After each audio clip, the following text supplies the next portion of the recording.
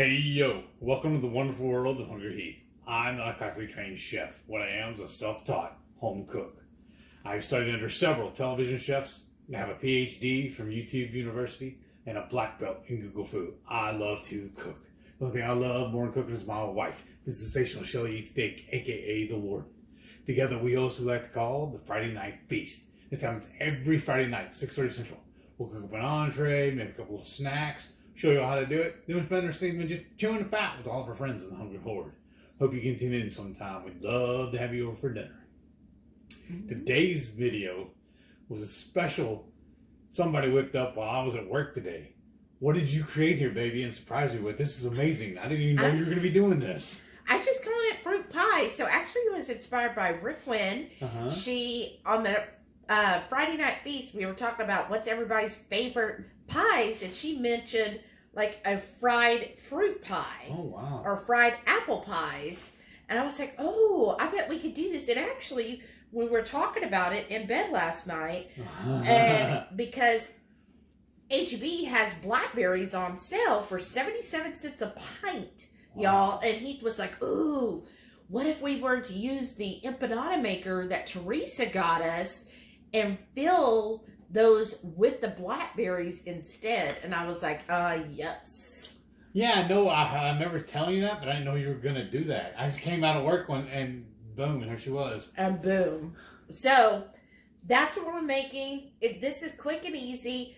Y'all, it's just fathead dough with some fruit filling. So yes, I'm using blueberries and blackberries, but you can use your favorite fruit. Try raspberries or strawberries. I was thinking I was do strawberries next. And then let us know how it turns out. But let's go ahead and show you how to make this. And if you love any type of fruit, give us a thumbs up. Yes. We really appreciate you. Helps our channel Come so on, Fruity. much. Give us a thumbs up. And if you're new here, go ahead and hit the subscribe button. We are always coming out with new recipes, and I'm sure you'll find a recipe that you will love as much as we do, which Almost is kind of as hard for Heath. You're going to love it as much as I love her. Oh, wow. What a challenge there, y'all. Right? All right, let's go show them how to make these quick and easy. To start, we're going to make our fathead dough. This is just our basic recipe, which is 12 ounces of mozzarella. Now, you get the shredded mozz. I always buy blocks of cheese, A, because I'm frugal, B, because it's just cheese. There's none of the anti-caking stuff mixed in, so that's what I get. But 12 ounces of mozz, and then 2 ounces of cream cheese. That's the white blobs. I start in the microwave at 1 minute, stir it, and then I keep doing 30 seconds until it's all real melty and combined, and I'll show you that. Make sure you already have your egg sitting out because you do want a room temperature egg. So this took about 2 minutes total. So see, you want it nice, melty, and you have to work rather quick, right? Because once it starts cooling down, it's not as pliable. So I'm going to add my room temperature egg, so 1 large egg, and then 1/3 of a cup of coconut flour. I start with the coconut flour because I don't want to scramble the egg. So 1/3 a cup of coconut flour, mix that in, stirring constantly, add the egg, and then we'll be ready to roll it out. So I already have everything. I've got my parchment paper in place, and then I've also got my rolling pin. So just have all of that ready, y'all, because it really does move really fast. Like, this isn't the step where you're like, oh, I need to go change the laundry out. Like, let's get working. After I combined the egg, it was getting pretty thick and not as pliable. So after you combine the egg into it really well, then I put it back in the microwave for 30 more seconds. So that then it's a lot more pliable. So you can do that, but just make sure all of the egg is mixed in. Now I'm going to put it on my parchment paper, and I'm going to roll it out. And then I have this empanada maker. Again, thank you so much to Teresa. She got this for us. It says dumpling maker, but it's 3 different sizes. So I'm going to use the large size. And there's the ring, and that's what I'm going to use to cut these out. What I do is try to smooth this out by hand as much as possible. Get it as flat as you can. And for the empanada, we want this really thin. So I'm talking probably about an eighth of an inch thin, or thickness, rather. And then as you roll this, what I do is kind of do quarter turns and just roll it out a little bit. Try to get all the corners. Roll it again. And just keep doing that until you get the thickness that you're looking for. And I want to have it really thin, as we don't want it too thick, because otherwise it makes it a little bit harder to cook and to fold over for the empanada maker.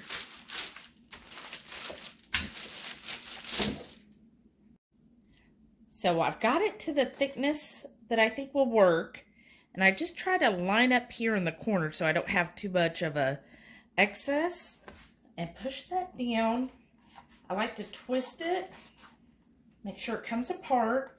And then with your empanada maker, or hand pie maker, whatever you want to call these, I'm going to put that in there. I kind of push it down. And then you grab your fruit. So I've got some blueberries and also some blackberries. So I'm going to do some of each. Now, I'm not adding a sweetener. I always taste my fruit first. And I found these blueberries are really sweet. Okay, make sure we don't got it over full there. But I did find that the blueberries are very, very sweet. So to me, I didn't want to add extra sweetness to it. And we're going to put a glaze on this as well. And that's going to make it really sweet. But it's about roughly a tablespoon of filling for this large size.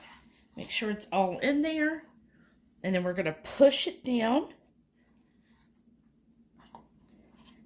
Give it a moment. Pull it out. And there is your hand pie. Oops. Look how, all right, oh, sometimes you have to pinch the edge a little bit better. Just pinch as you can.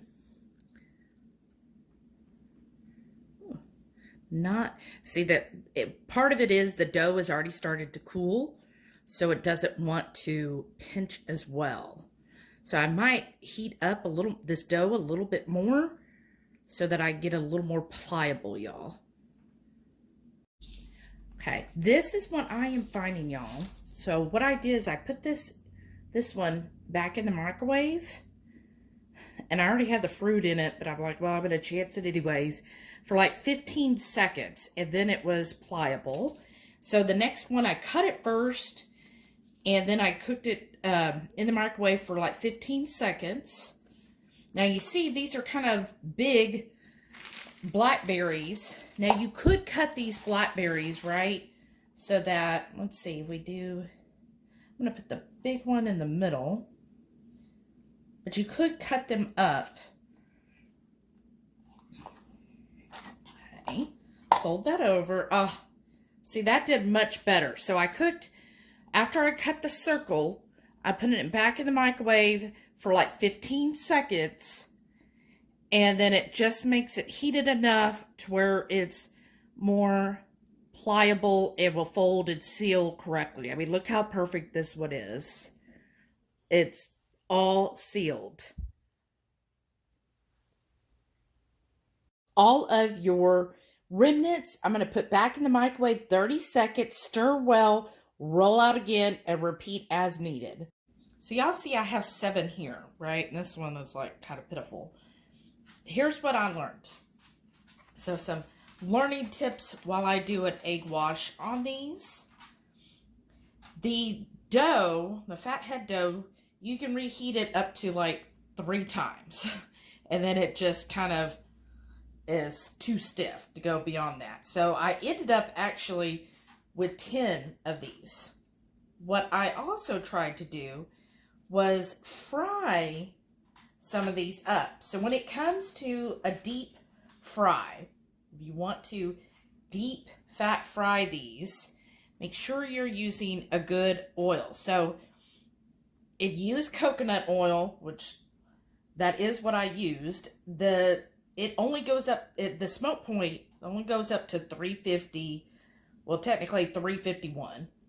Beyond that, then it's going to, become too hot and it's going to overcook everything. You can use avocado oil, which has a smoke point of 520. Thing is, avocado oil is expensive, y'all. So I use like my smallest saucepan, and I did fry 3 of them up. It's been so long since I've fried anything that I've kind of forgotten, how to fry, right? So I would say if you're familiar with frying, these do fry up well. Like it fried up, but it was just getting too hot to where I was on the lowest setting and it was still like almost burning these, right? So obviously my oil, when I took the temp, it said it was like 353. So I was like, okay, it's too high. So that's a learning lesson there. So I would say if you're going to fry, make sure you kind of know how to do it. And it isn't like, oh, okay, I'm going to try it for the first time, right? And I'm just putting a little air hole in each of these. That one I don't have to. So that it can breathe, right? I'm going to bake these at 350. I'm going to check on them after 12 minutes. And then, if need be, once it's nice and brown on top, then I'll flip them and probably do a few more minutes. I'll check in and let y'all know. So when I fried 3 of them, I did them one at a time. And it took roughly 2 minutes, 1.5, 2 minutes tops. And again, they did come out really good. Heath ate them like immediately. But it just was getting way too hot. So if I should have probably used avocado oil, but I didn't want to experiment with that. So if you do want to deep fry them, please let me know and post pictures on our Facebook group, HungryHorde Headquarters, so we can see how they turned out for you. I have done the fathead dough in the air fryer. Here is the thing with the air fryer. You have to make sure that your basket is really, really, really well greased, because, and I would have something solid, because as it cooks, if you have, like our basket has the lines in it so the air could get underneath, well, what happens is these will melt into those crevices.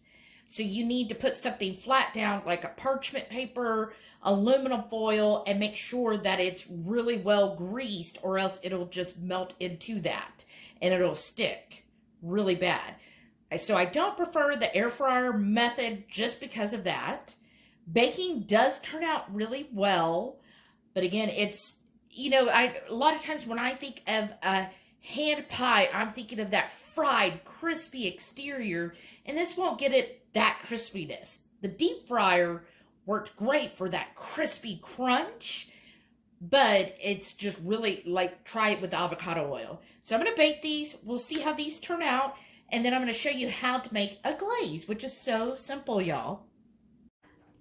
To get started on the glaze, you want to do this like right before you're about to pull them out of the oven, or right after you pull out, because it really only takes less than a minute to do the glaze. So I'm doing, because I only have 7 left, I'm going to do 1/4 cup of heavy cream and roughly a little less than 1/4 cup of your sweetener, whatever granulated sweetener you want.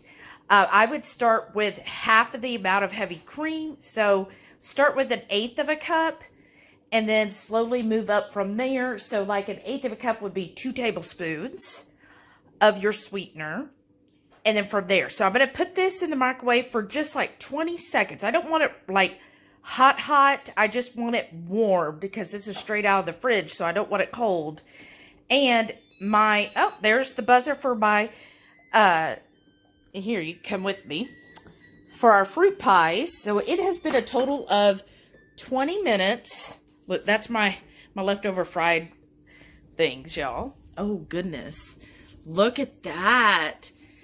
Now, some of the juices have escaped. That is fine to me. But you see, some of these, let's see if I can get in here.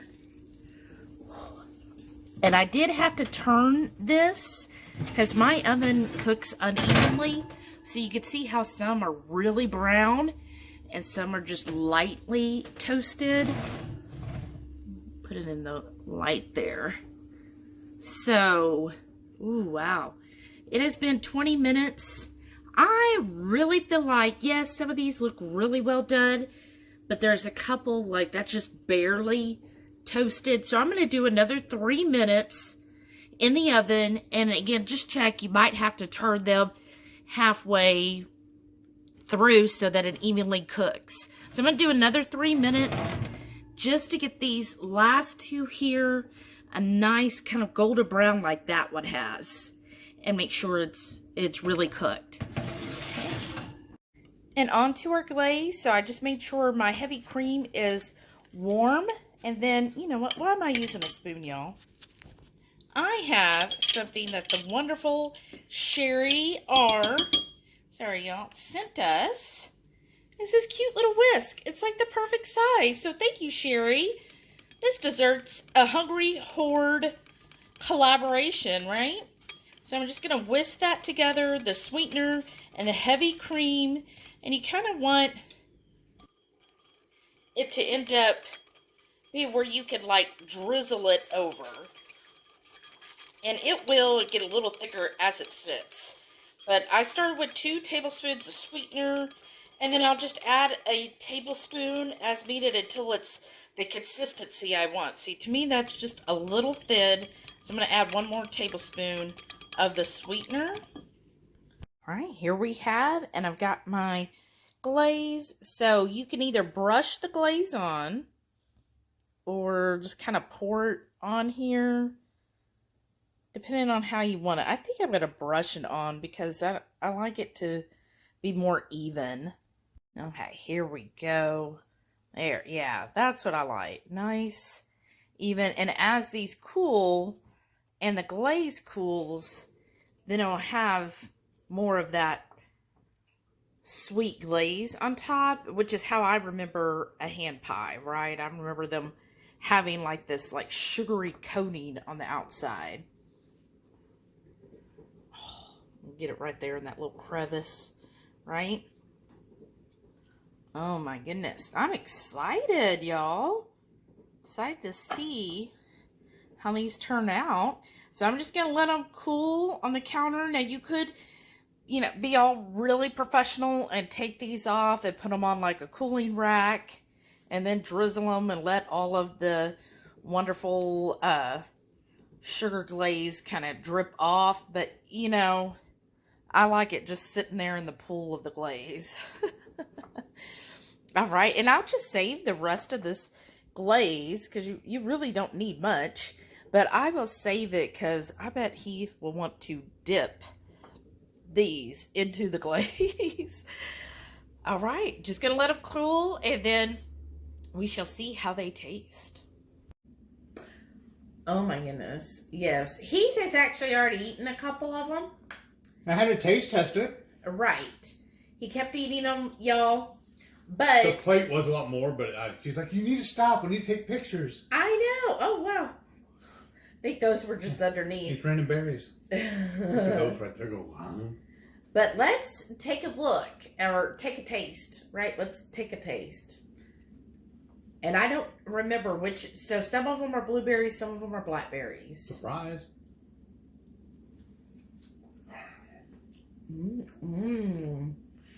Oh, so good.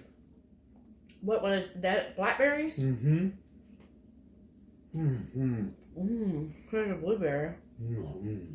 Let's take another bite. Eat half.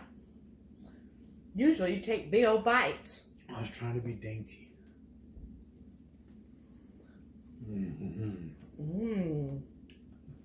Oh, wow. I love this one. It like puffed up inside. Mm-hmm. Isn't that cute? That's awesome. Not all of them did that. A couple of them did puff up. That's really cool.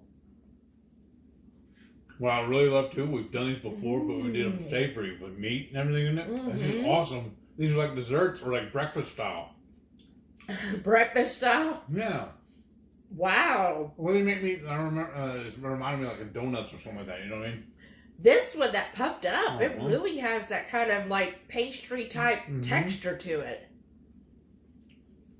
This is so good. I don't even know how I got it to puff up, y'all. But, oh my gosh.